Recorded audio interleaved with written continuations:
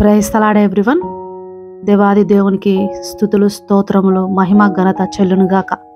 రాత్రి అంతయు మంచి నిద్రతో ఆయన మనల్ని దీవించి మరొక దినంలోనికి మనల్ని సజీవ లెక్కలో చేర్చిన దేవునికి స్తోత్రములు చెల్లిద్దాం.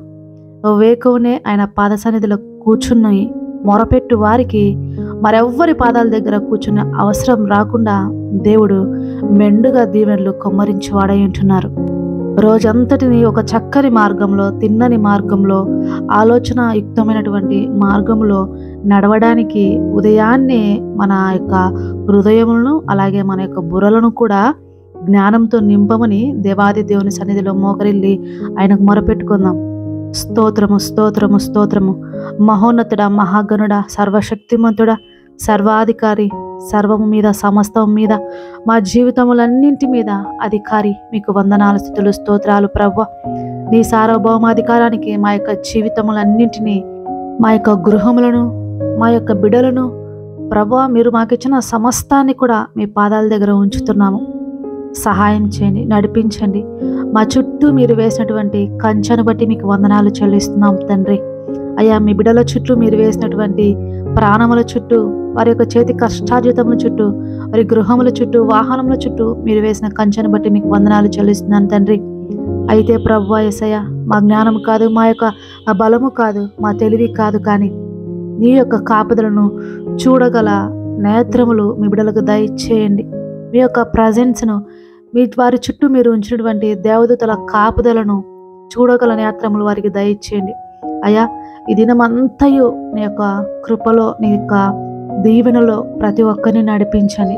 ప్రయాణంలో ఉన్న వారందరినీ కూడా క్షేమంగా గమ్యస్థానం చేర్చండి తండ్రి. అయ్యా, ఎవరెవరైతే ఈరోజు ఒక మంచి పనులు మొదలు పెట్టబోచున్నారో వారికి మీ కాపుదలను దయచేయండి, విజయమును దయచేయండి. ఎవరెవరైతే జాబ్స్కి వెళ్తున్నారో వారికి విజయం దయచేయండి, జాబ్స్ని దయచేయండి.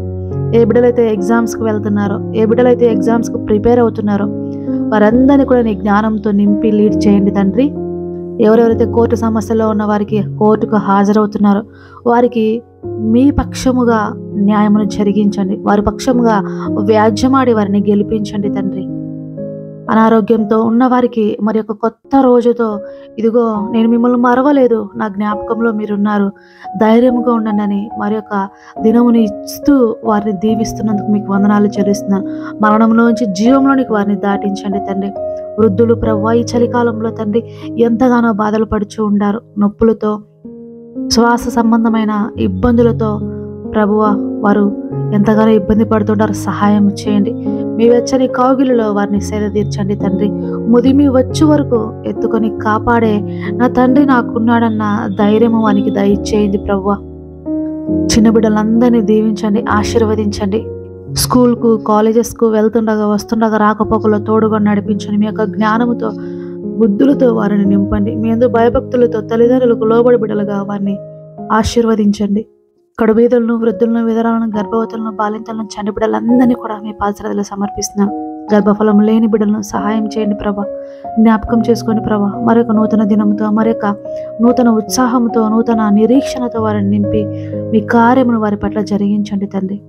ఈ ఉదయం నుంచి సాయం సమయం వరకు ప్రతి ఒక్కరిని మీరు లీడ్ చేసి మీ కృపలో ఏ తప్పుడు ఆలోచనలు, తప్పుడు నడకలు, తప్పుడు త్రోవలు వాళ్ళు వెళ్లకుండా కుడికైనను ఎడమకైనను తిరగక తిన్నని మార్గంలో నడిపిస్తూ వారందరినీ కూడా క్షేమంగా మరల గృహం చేరే వరకు నీ యొక్క కౌగిల్లో దాయమని, నీ యొక్క హస్తపు నీడలో దాయమని సమస్త స్తుతి మహిమ ఘనత మీకే చెల్లిస్తూ నా ప్రభువును, నా రక్షకుడును, త్వరలో రాబోచున్న నా యేసు నామములో అడిగి వేడుకుంటున్నాను పరమ తండ్రి. Amen, amen, amen. God bless you all. Have a good day.